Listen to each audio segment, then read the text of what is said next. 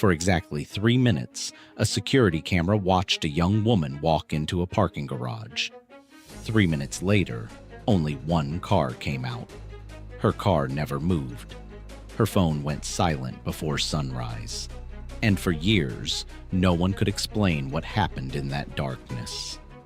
This is the case of Christina Morris, and the truth behind those missing minutes may be the most disturbing story you will ever hear.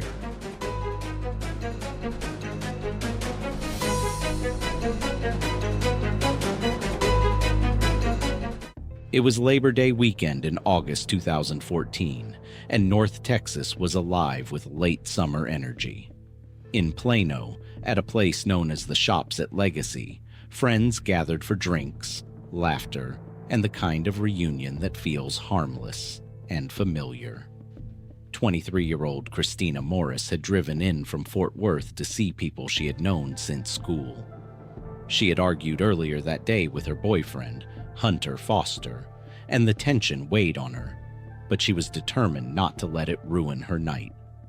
She dressed up, took a quick selfie in her car, and chose to breathe through the frustration instead of staying home.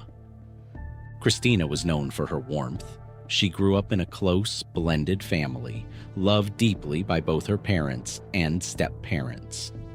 After earning a marketing degree, she worked for an online dating company and had recently been offered a move into the photography department. It was more than a promotion. It felt like the beginning of the life she truly wanted. Creative, independent, optimistic. That was Christina. That Friday, she met friends at an apartment before heading out to local bars.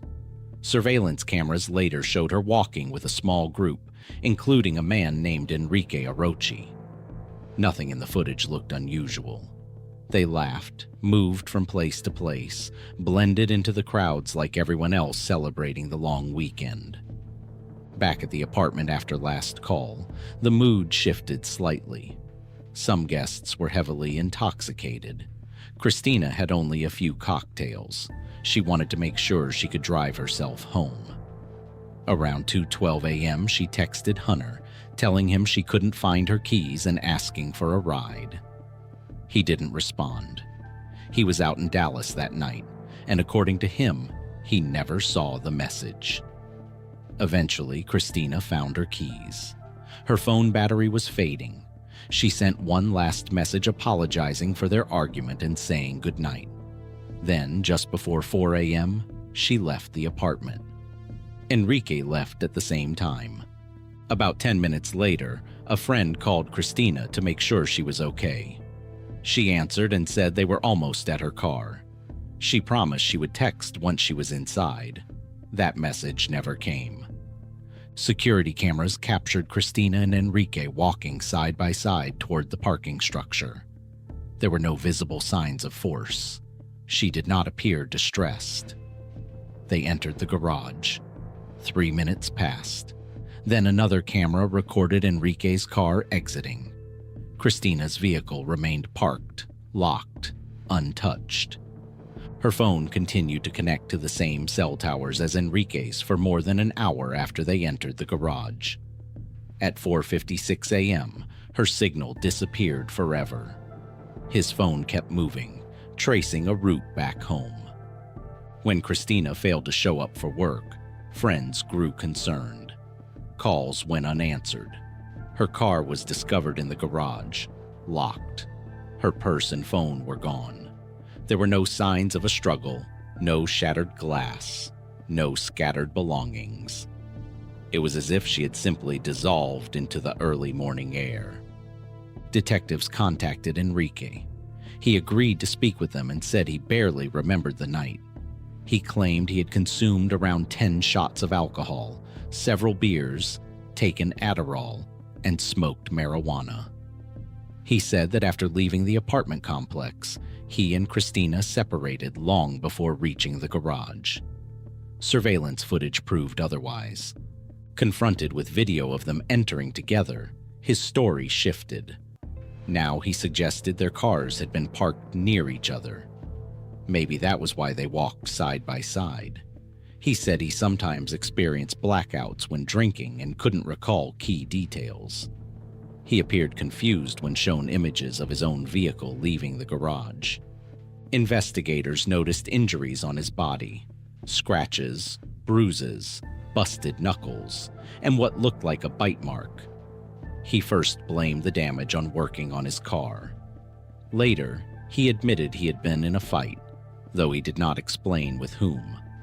The explanations changed subtly each time he was pressed. The morning after Christina vanished, Enrique arrived at work hours late. Coworkers described him as disheveled and limping, complaining of rib pain. Before going in, he had stopped at a car wash. Cameras captured him standing at the open trunk of his car, staring into it for a long moment before carefully cleaning it. Not a quick rinse, but a thorough scrubbing.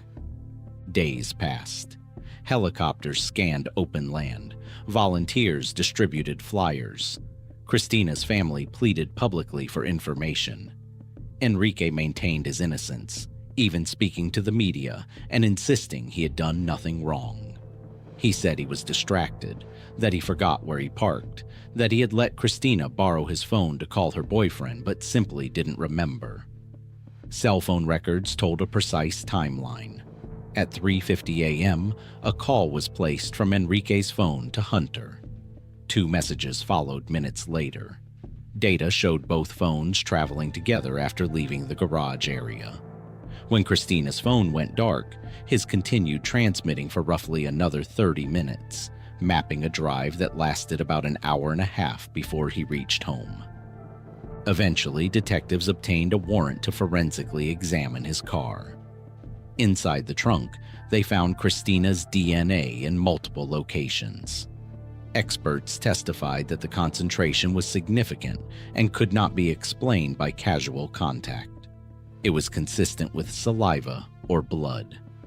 Enrique was arrested and charged with aggravated kidnapping. He pleaded not guilty. His defense suggested possible cross-contamination in the lab and argued that there was no video showing Christina entering his vehicle. They emphasized the lack of direct footage and questioned the precision of cell tower data. Prosecutors developed 2 central theories. In one, Enrique made a sexual advance near their cars. When Christina rejected him, a violent struggle erupted in the garage. In the other, she may have entered his car voluntarily, perhaps believing he would drive her toward Fort Worth. Somewhere along that route, something changed. A confrontation escalated. Based on his injuries, investigators believed the fight was severe. Christina's father once said she was terrified of the dark and struggled with claustrophobia. The thought of her trapped in a closed trunk, alone and afraid, was unbearable to those who loved her. In September 2016, after days of deliberation, a jury found Enrique guilty of aggravated kidnapping. He was sentenced to life in prison. During victim impact statements, Christina's family demanded the truth.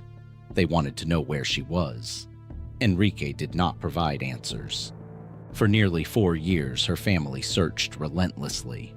Her mother left her job to focus full-time on finding her daughter. Her father combed through fields under the Texas sun.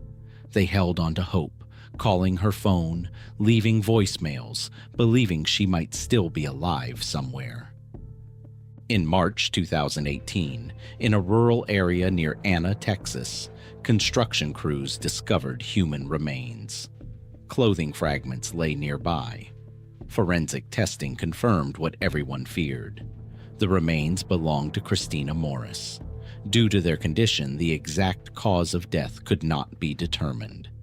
No additional charges were filed. Enrique was already serving a life sentence. From prison, he continued to deny responsibility, suggesting the DNA could have been planted and insisting the case against him was circumstantial. But the questions remain. What happened in those 3 minutes inside the parking garage? What unfolded during the hour her phone traveled beside his? Why did her signal vanish while his continued on? Christina's family finally brought her home. They now have a place to visit, a place to sit and speak to her. Yet the silence surrounding those early morning moments still echoes. A young woman walked into a garage beside someone she likely trusted. Minutes later, she was gone.